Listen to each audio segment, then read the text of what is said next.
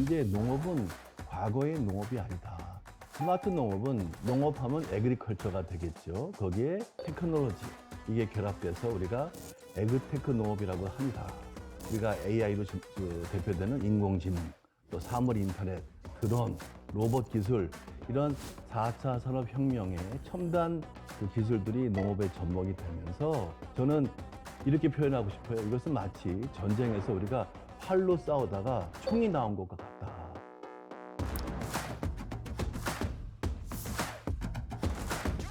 새로운 기회죠. 농업을 기반으로 이제 무궁무진하게 뻗어나갈 수 있는 사업들이 이제 많기 때문에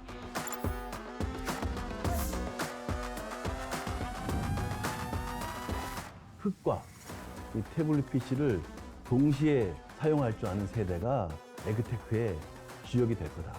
우리가 파수꾼으로 남을 거냐, 아니면 농업의 새로운 개척자가 될 것이냐는 그 기로에 서 있다고 할 수 있을 것 같습니다.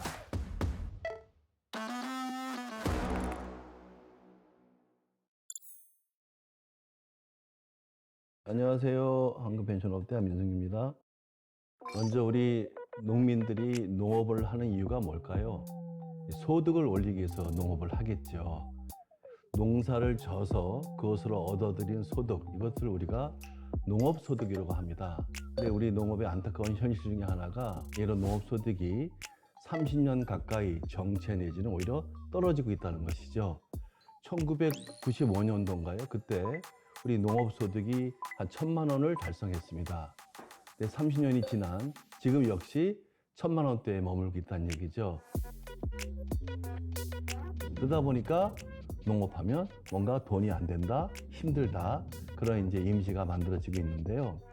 근데 요즘에 농업의 이 첨단 테크놀로지, 그야말로 인공지능으로 대표되는 IoT나 IT 기술이 접목되면서 농업이 새로운 가치를 내는 산업으로 바뀌고 있습니다.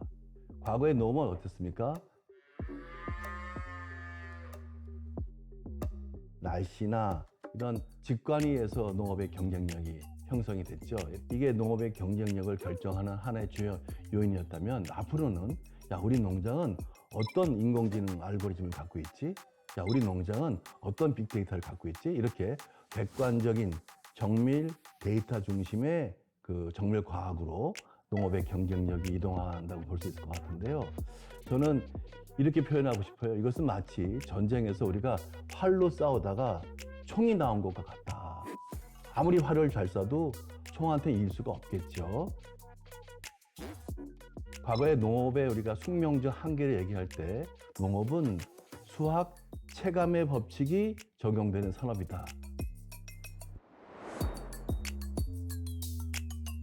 다시 말해서 요소 단위가 투입될 때 증가는 하지만 체감하면서 증감하는 것, 이게 이제 농업의 숙명적 한계였는데요. 이런 최첨단 IT 기술이 접목되면서 농업도 일반 산업과처럼 수학 체증의 법칙이 적용되는 산업으로 바뀌고 있다고 하는 것이죠.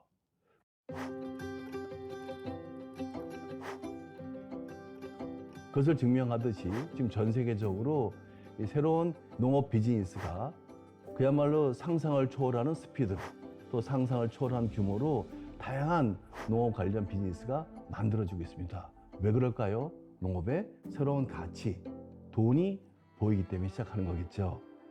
그래서 저는 이런 생각이 듭니다. 이제 농업은 과거의 농업이 아니다.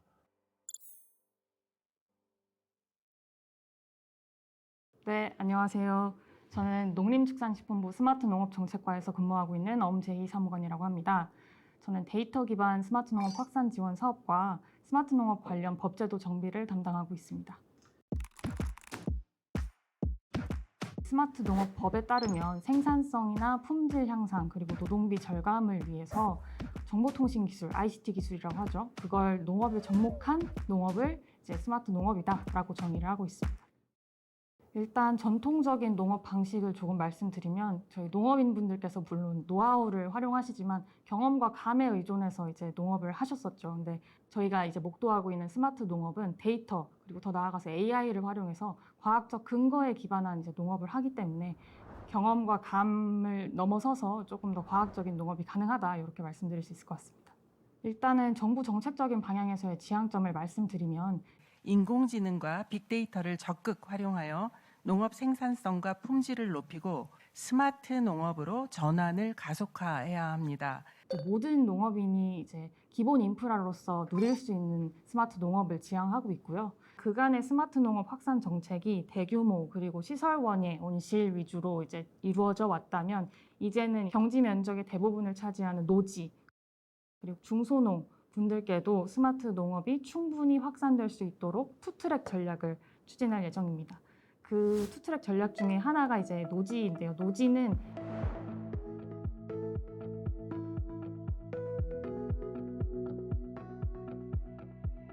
스마트 농업 육성지구라는 사업이 있습니다. 그 사업을 기존에는 시설원에만 지정을 했다면 이제는 노지까지 확대해서 지정할 예정이고요.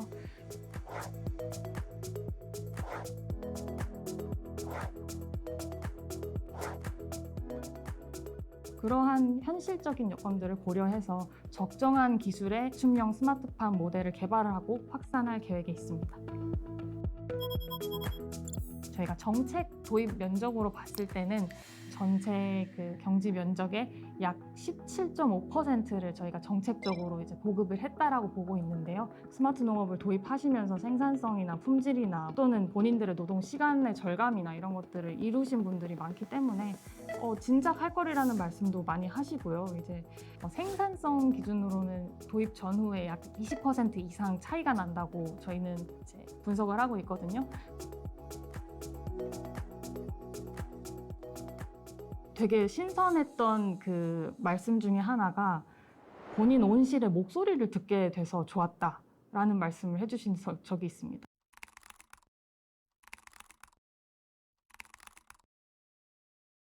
목소리라고 하면 이제 사실 우리가 그 온실의 환경 조건들을 다 일일이 직관적으로 알 수는 없잖아요. 근데 이제 센서나 솔루션이나 다양한 기자재들이 거기에 설치되고 이 복합적인 환경 제어 시스템이 구축이 됨으로써 단순히 숫자로 어떤 온도가 몇 도, 습도가 몇 도 이렇게 나오는 게 아니라 그래프와 그 추세선을 통해서 그리고 또 알림 설정이 가능하거든요. 그래서 이게 정말 큰 변화가 이 온실에 필요할 때는 즉각적으로 이제 알림을 주니까 농업인 분들께서도 내가 지금 이거를 변경해야 될 시기구나를 아주 직관적으로 아실 수가 있고 그걸 통해서 이제 바로 대응을 하실 수 있는 그런 체계가 구축이 되는 거죠.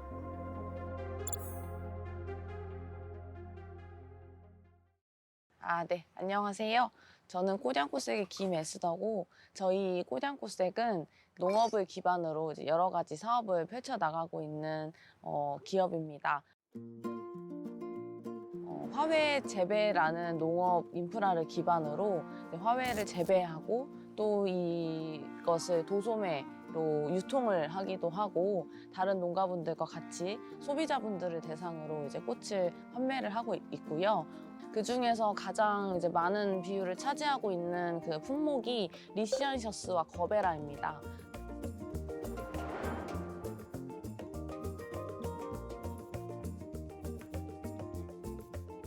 저는 이제 경영비를 최대한 줄일 수 있는 시설, 그래서 실제적으로 농업인이 소득을 최대한으로 늘릴 수 있게끔 하는 것들에 신경을 최대한 많이 썼습니다.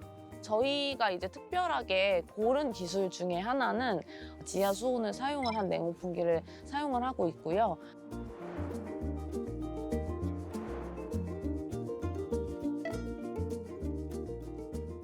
냉온풍 시설에서 이제 경영비를 많이 절감했다는 점.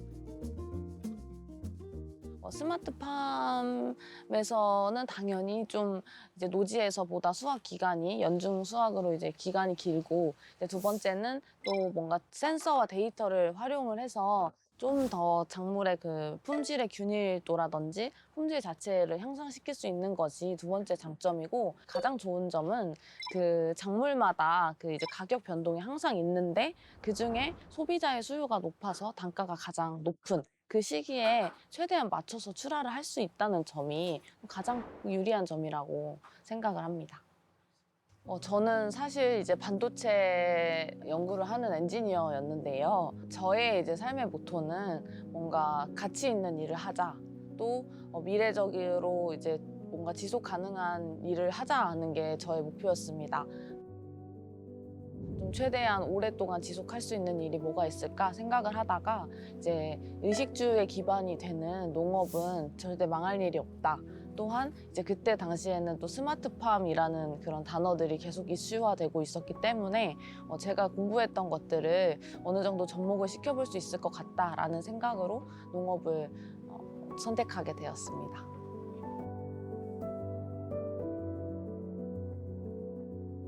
새로운 기회죠.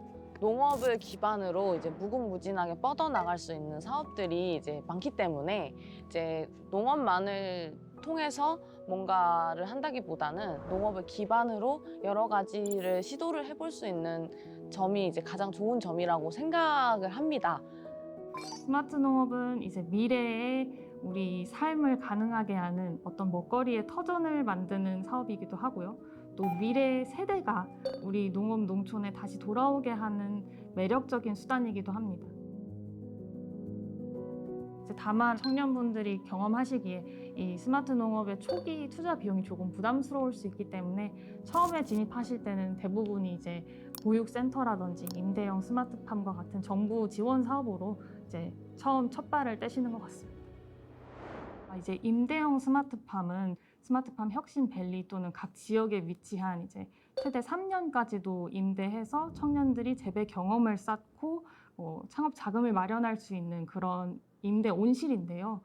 저희가 이 임대형 스마트팜을 시작하고 나서 이제 효과가 너무 좋고 그리고 장기적으로 조금 더 창업 자금을 마련하고 싶다라는 수요들이 있어서 최근 이제 장기 임대형 스마트팜으로도 이제 많이 확장을 하고 있습니다. 여기에 이제 입주하셨던 분들이 하시는 말씀이 농업은 아직까지 블루오션이고 내가 생각했던 농업과 너무 다른 신세계다라는 말씀들을 많이 하시더라고요.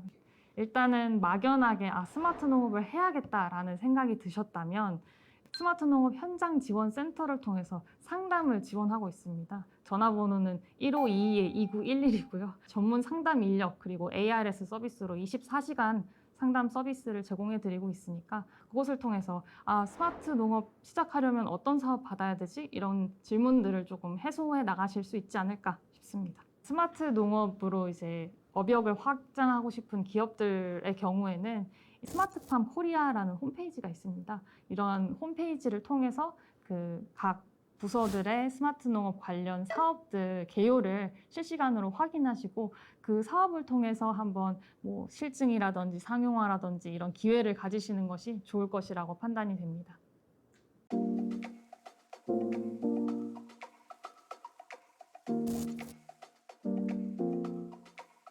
안녕하세요. 저는 아산시 스마트팜 사관학교 수직 스마트팜에서 작년 10월부터 임대해서 다양한 엽채류를 재배하고 있는 너른그린의 대표 신선아입니다. 네, 제가 농업에 종사하기 전에는 수도권에서 간호사로 쭉 일을 해왔는데요.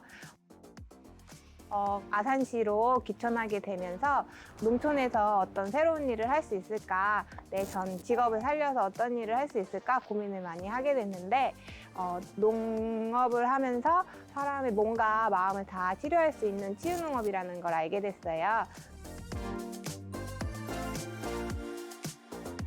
그러면서 이렇게 농업에 도전하게 되었습니다. 왜 간호사라는 좋은 직업을 관두고 힘든 농업을 하게 됐느냐는 좀 우려 섞인 시선이 되게 많았는데요. 저는 농업이 앞으로 주요한 근간 산업이 될 거라고 좀 확신도 들었고 그때 좀 새로운 도전을 할 수 있는 기회의 영역이라는 생각이 많이 들었습니다. 일단 창업 교육부터 아산시 농업기술센터 교육도 많이 들었고요. 그리고 대학에서 하는 치유농업사 과정이나 도시농업사 과정도 들으면서 역량을 키워왔던 것 같습니다.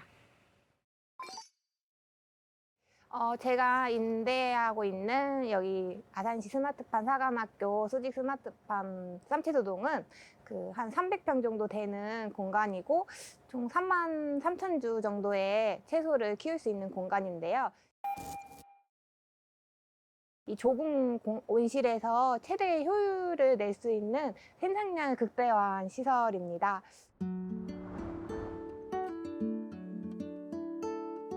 씨앗을 구매를 해서 씨앗을 파종을 하고 씨앗을 육류도 하고 그거를 저희 여기 수직형에다가 정식까지 해서 그리고 판매까지 전 과정을 제가 다 직접 하고 있는데요. 스마트팜은 일단 노지 재배보다 그 모든 농업 과정을 통제할 수 있다는 장점이 있어요.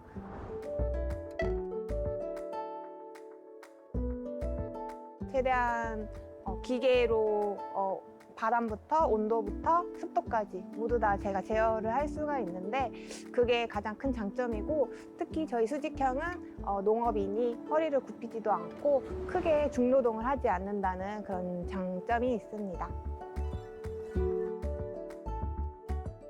저는 여기 스마트팜 상담학교에 들어오기 전과 후에 그 농업과 그리고 이런 회사를 운영하는 그런 전반적인 모든 역량이 굉장히 상승했어요. 사람들을 대하고 그리고 농업으로 내 상품을 생산해내고 그리고 관리하고 그리고 회계하는 방법까지 전반적으로 배울 수 있는 좋은 공간이었고 좋은 기회였다고 생각합니다.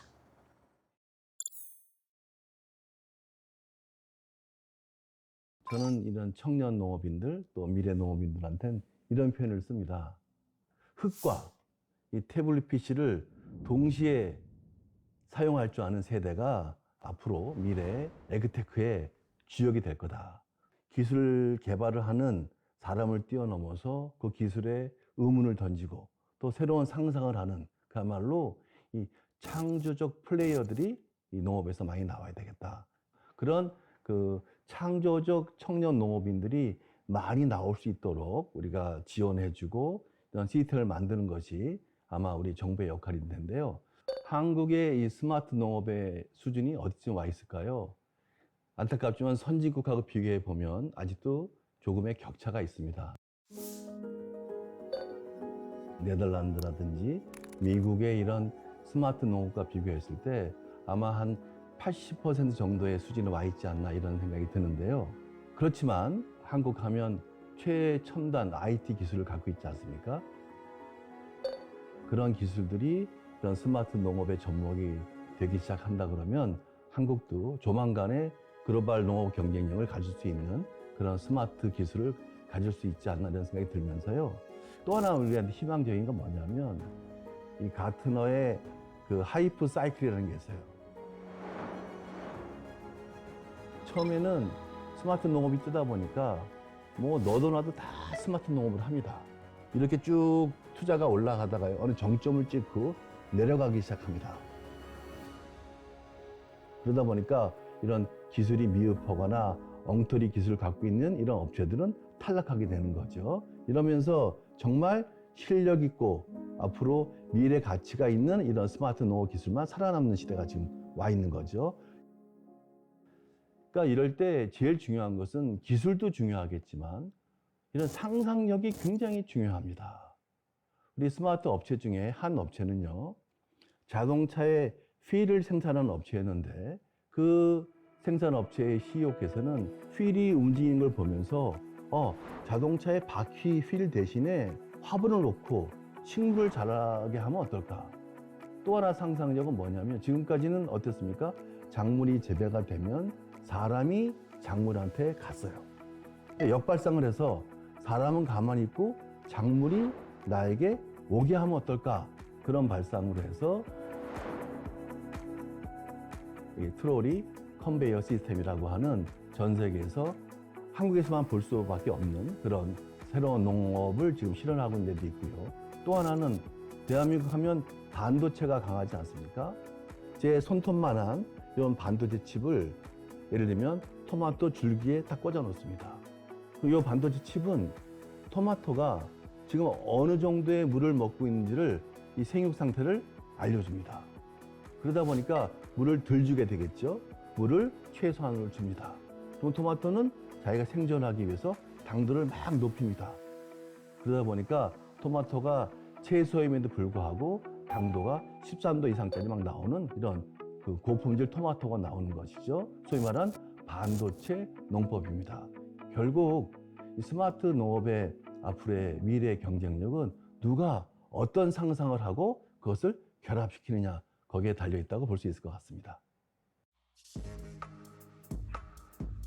안녕하십니까. 메타파머스 대표 이규환입니다. 메타파머스는 사람 대신에 로봇이 농업을 하는 그런 세상을 꿈꾸고 있습니다. 농번기를 맞았지만 농촌은 심각한 인력난에 시달리고 있습니다. 특히 농촌 지역들이 농사를 지을 수 없을 정도라 말합니다. 지금 현재 많은 농촌에는 인력난 때문에 많은 문제들이 발생을 하고 있는데요.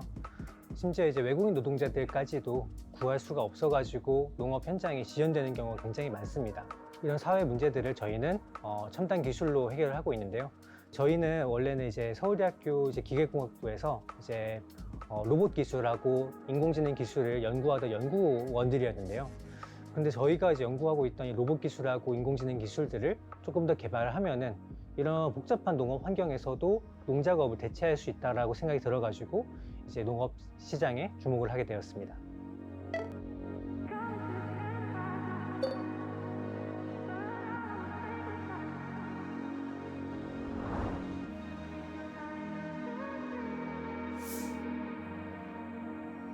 일단은 저희가 농작업을 대체를 하기 위해서는 작업을 해야 될 대상물인 이제 농작물을 인식을 하는 AI 기술들이 필요한데요. 그들 중에서도 과체류나 과수류 같은 경우에는 익은 작물들만 선택적으로 인식을 해서 수확을 해야 됩니다. 그래서 숙성도를 파악할 수 있는 이제 인식 기술들이 필요하고, 그리고 앞에는 농업 환경에는 굉장히 장애물들이 많습니다. 잎이라던가 줄기, 그리고 꽃, 이런 것들이 있는데 이런 것들은 건드리지 않고 이제 우리가 목표로 하는 이런 농작물들만 선택적으로 수확할 수 있는 그런 기술들이 필요한데, 그래서 잎, 줄기, 그리고 꽃과 같은 장애물들을 인식하는 것, 그리고 그것들을 3차원 공간상에서 표현하는 것, 이런 기술들이 필요하게 됩니다. 또한 두 번째는 이 농작물들을 수확하기 위해서는 이제 로봇 전용의 도구가 필요한데요. 그거는 이제 로봇 그리퍼라고 부르고 있습니다. 저희는 이제 농작물을 수확할 수 있는 로봇 그리퍼들을 전문적으로 설계를 해가지고 마치 사람이 가위를 이용해서 농작업을 하듯이 로봇에게 맞는 그런 가위 같은 그런 도구들을 개발해 드리고 있습니다. 이 로봇은 저희가 기본적으로 사람이 없는 새벽 시간대에 농작업을 하도록 저희가 설계를 하고 있습니다. 그래서 예를 들어서 밤 10시부터 아침 7시, 8시까지 사람이 없는 시간대에 이제 수확을 하게 되고요. 네, 농부들에게는 이 로봇 사용을 하시면은 최대의 인건비 절감 효과가 이제 50%에서 만개는 이제 궁극적으로는 80%까지 절감을 할 수 있는 효과가 있고요. 로봇이 돌아다니면서 이제 작물의 상태들을 데이터로, 수치로서 판별해서 제공해주기 때문에 데이터 기반의 농업을 할 수 있다는 그런 부가적인 효과도 제공해 드릴 수 있습니다. 이 농업 현장에서는 아직도 풀지 못한 그런 사회 문제들이 굉장히 많습니다. 저희가 느꼈을 때는 뭐 농지 문제라던가, 그리고 인력난 문제, 이런 것들도 계속해서 발생을 하고 있고요.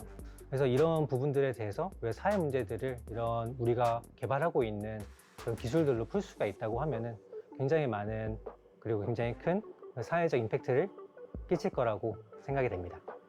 저희가 첨단 기술을 개발하고 있고 이제 피지컬 AI로 농작업을 대체를 하고 있는 최전방을 달리고 있기 때문에 이런 기술들이 농업 선진국인 네덜란드나, 그리고 가장 큰 시장인 큰 시장 중 하나인 캐나다 시장, 그리고 호주 시장 같은 넓은 시장에서 저희 로봇이 활용될 수 있게 하는 그런 날들을 꿈꾸고 있습니다.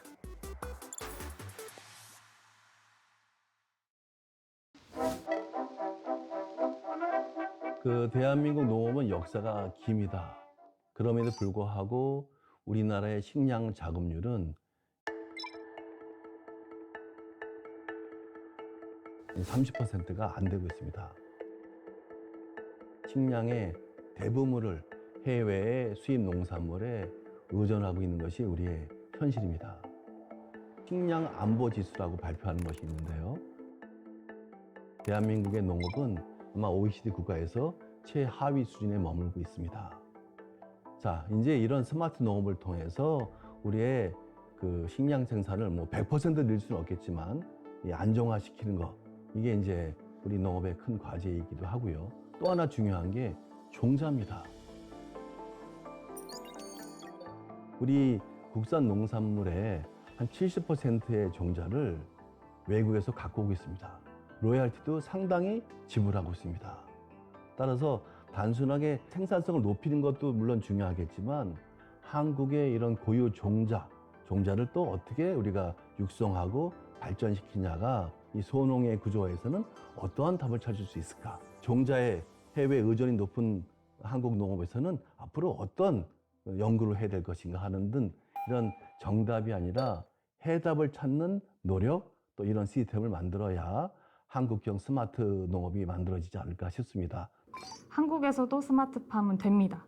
다만 이제 네덜란드형 스마트팜이 아니라 한국형 스마트 농업이어야 합니다. 한국의 스마트 농업 기술의 차별점이라고 하면 중소농 스마트 농업이 조금 차별점이 될 수 있지 않을까 싶은데요. 저희가 사실은 정책적으로 지원하고 있는 큰 방향 중에 하나이기도 합니다. 우리나라의 약 80% 이상이 중소농이라고 알려져 있기 때문에 사실 중소농 분들께 적합한 스마트 농업을 제외하고는 스마트 농업을 확산하겠다라는 목적을 이룰 수가 없습니다. 그래서 우리나라의 여건에 맞는 중소농 맞춤형 스마트 농업이 우리나라의 특색 있는 스마트 농업이 아닐까 생각합니다. 그리고 앞으로도 저희가 농업인분들께서 혼자서 이제 시행착오를 겪으시지 않도록 기술 개발이라든지 확산, 상용화 단계별로 저희가 이제 빠짐없이 속도감 있게 지원을 해 나가도록 하겠습니다.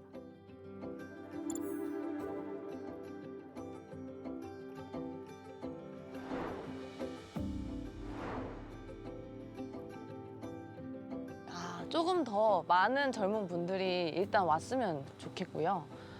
그 다음에 이제 좀 농업이 아무래도 너무 보수적인 산업이기 때문에 변화를 시도하는 것을 좀 무서워하는 부분들이 있습니다. 그렇지만 이제 미래에는 이제 좀 그런 농업에도 변화의 필요성을 좀 중요시해서 도전하는 그런 분들이 많이 생겼으면 좋겠고요.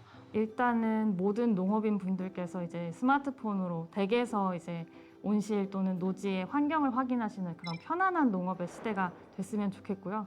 이제 소비자분들께서도 더 안정적으로 먹거리를 공급받으실 수 있고 모든 분들께서 기술의 혜택을 보시는 그런 포용적인 농업 농촌을 기대하고 있습니다. 우리 한국 농업이 세계에서 최고의 경쟁력을 갖는 넘버원의 농업이 되기는 쉽지 않을 겁니다. 그렇지만 한국의 농업, 한국에서 생산된 농산물이 가장 안전한 농산물, 가장 맛있는 농산물, 가장 아름다운 농산물은 될 수 있겠다. 한국 농업은 넘버원은 아니지만 올리원으로서 세계 농업과 어깨를 나란히 할 수 있지 않겠나 하는 생각이 들어서요. 또 제가 꿈꾸는 농업은 뭐냐면 장래 희망란에 농부라고 쓸 수 있는 농업.